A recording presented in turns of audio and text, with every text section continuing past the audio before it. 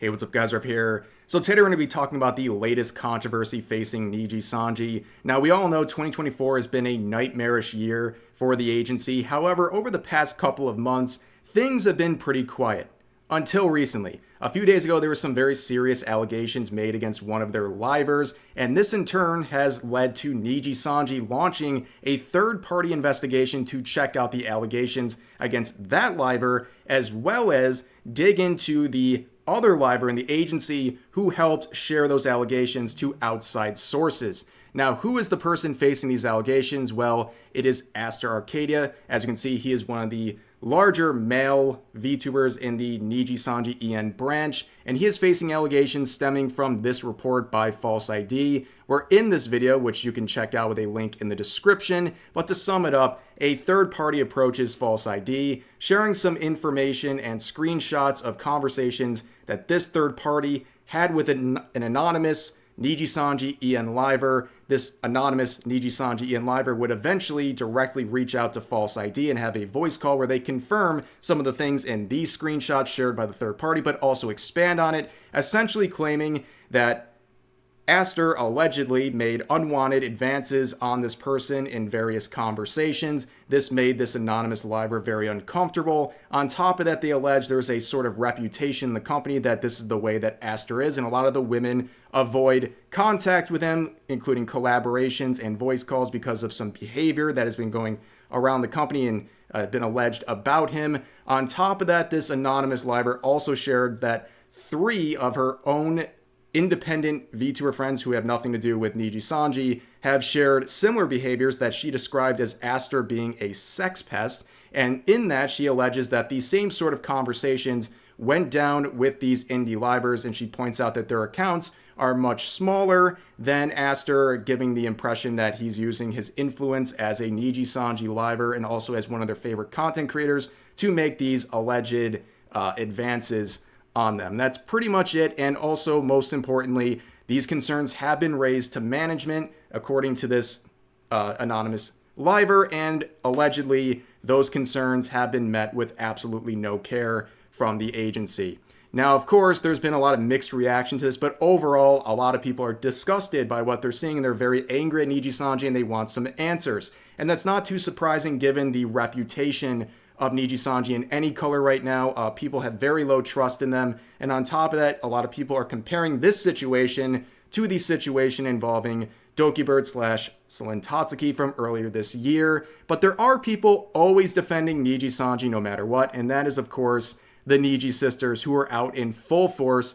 Within hours of this video coming out from False ID, there was already dozens of threads like this on Twitter, promote or encouraging people to falsely report his channel to try to get the YouTube video taken down. And also they encourage people to report his video to ANYCOLOR, that of course is Nijisanji's management, with the hopes of, I guess, getting him hit with a cease and desist or a lawsuit or something like that. Of course, in my opinion, I think that kind of backfired because it made this situation blow up for ANYCOLOR. They got a lot of attention on it. And instead of taking anything down, they're responding not to the video, but the allegations in the video. They are legitimizing some of them by actually responding, but we'll get into that a little bit later in the video. But there was, of course, other unhinged behavior, like people saying that False ID should be game ended. We also had people going after Dokibird, and I think that's because of the comparison people are making between this situation and her situation, where people are saying unhinged stuff like this, saying I should buy one and smash it with a hammer.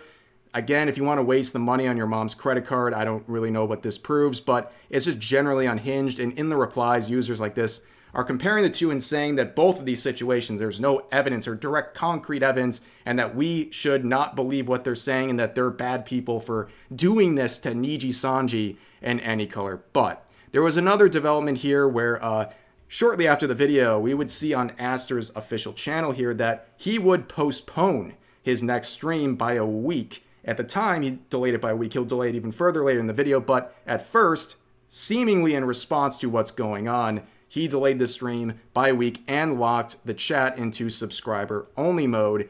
And we also saw some interesting reaction from Quinn Bennett, who is a former Nijisanji EN Liver, who would make this quickly deleted tweet in response to everything going on with Aster, saying, "All I'm saying is that there's a reason the podcast only lasted 2 episodes." So in case you didn't know, Quinn and as well as Aster, they shared a podcast briefly. It was only on for 2 episodes, and then it quickly and mysteriously ended. Well, as it turns out, he has his own personal grievances with Aster that we'll talk about in just a second. But like I said, this would get deleted very quickly, and then he would add this little thread to clarify everything, saying, "Never mind. I feel it's irresponsible to be vague given the circumstances, and to be honest, I want to stay in my own lane. Even if I personally dislike anyone, that doesn't give or remove credibility from a third-party story. My opinion wasn't meant to invalidate or validate someone else's experience, which is why I deleted the post. Hope this clears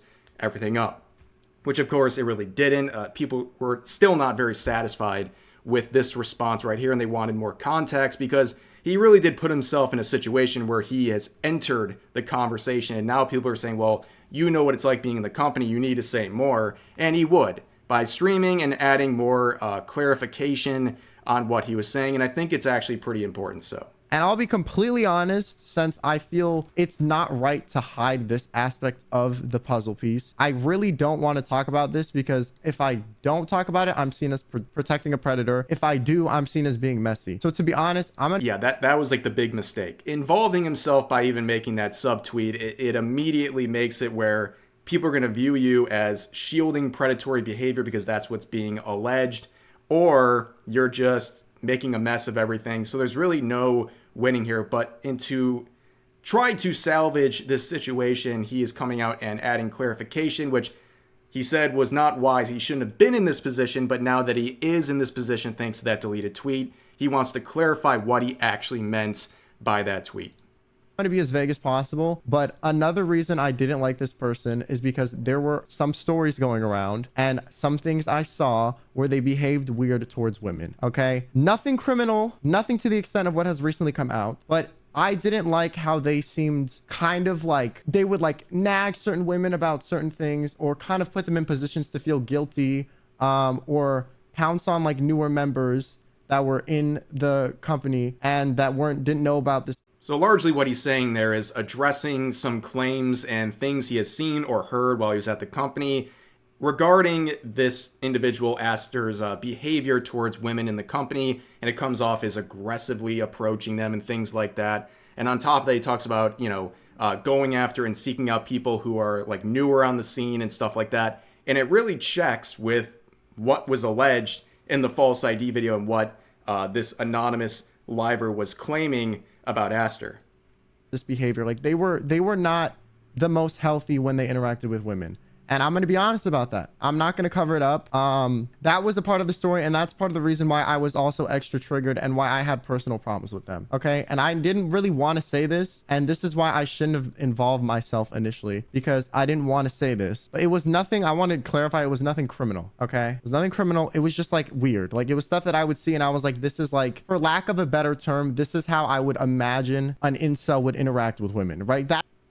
Which, if the screenshots and the allegations are all true, I think this might be a first time in internet history where the term incel might actually be somewhat appropriately used. I mean, nowadays it's like anyone who disagrees with me is just some chud incel or whatever. But if the things that are being alleged are true, that is the behavior largely that we are witnessing in these screenshots and allegations. But on top of that, Quinn would also clarify why the podcast was ended so quickly, which I think is pretty interesting. But based on what I saw, I was like, I don't want to interact with them publicly because they could be doing stuff privately. I was just more, it was more to protect myself. And because like, I was like, I don't know if there's malice here or not. And I don't want to involve myself or get close to someone who could potentially do harm. Okay. It was more like I was just protecting my peace and trying to stay away from what could be an issue. Was it an issue? So that's something that's pretty interesting because he's saying that he saw enough behavior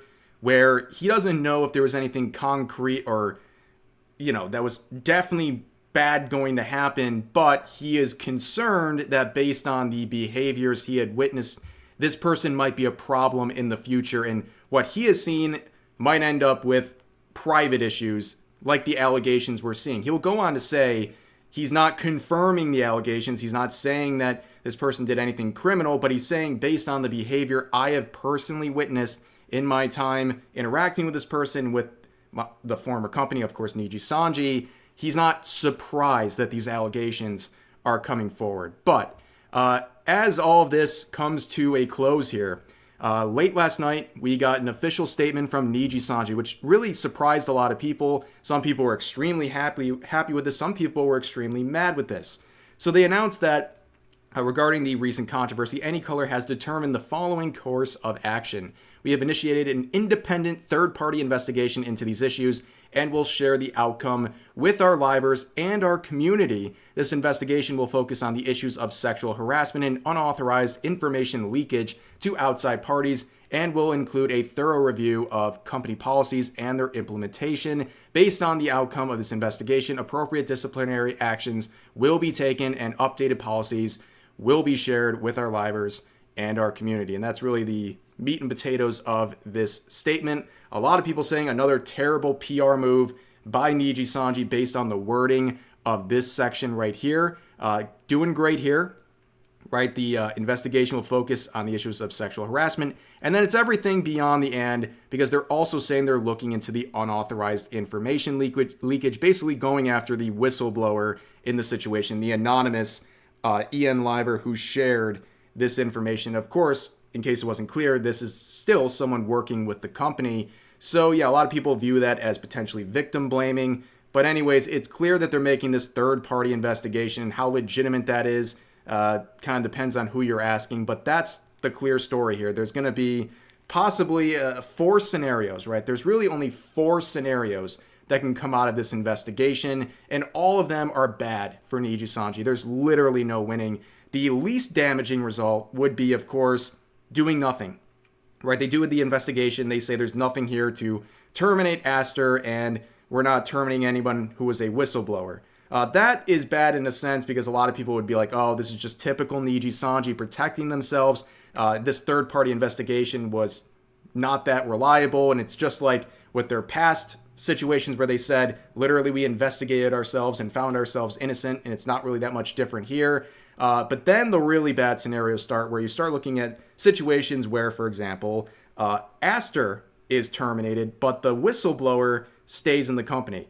That sounds good on paper, but it's also bad for Nijisanji because based on the allegations, these claims, these concerns were raised by this Liver and potentially others in the company and were ignored by management. So if they take action now, it shows that they ignored these allegations until they were forced to react by public outrage. That is not a good look either. And then there's the other result, where they keep Aster, they don't punish him, and then they terminate the whistleblower in this situation. Obviously not a good look either because it shows potential favoritism, which Nijisanji has been accused of many times. And also people could view it as essentially victim blaming and trying to silence someone for sharing negative things going on in the company. And then the probably worst scenario is just terminating all parties, terminating Aster and the whistleblower. That again confirms that Nijisanji would have ignored these allegations. Also, they lose talent. Also, it would basically make this culture going around. It would have a lot of implications, and of course the victim blaming as well, because at that point they would be saying the allegations are true and that they'd still be punishing the person who came out and shared them. So that's the only 4 scenarios that can really happen, and they're all not very good for Nijisanji in ANYCOLOR. But the only other thing that's happened since this announcement was made, you can see on Aster's official YouTube page in the live section, that cooking stream that was initially delayed by a week has now been delayed until January 30th of next year. It's now delayed about 2 months, which is interesting. It tells me that there is a lot of moving parts right now in Nijisanji, and this is a serious situation. And how it all unfolds from here, we'll have to wait and see. But like I said, around a very serious allegation, serious things being said, we'll have to wait and see if there's more concrete evidence. We're also going to have to wait and see what happens with this investigation and how long it's going to take. And I guess maybe we have a window right here based on when this stream has been delayed until. But until all those things come out, we'll just have to wait and see what happens. And for this video, that's going to do it. As always, feel free to share your thoughts about today's topics in the comment section down below. Hope you guys enjoyed the video, and I'll see you next time.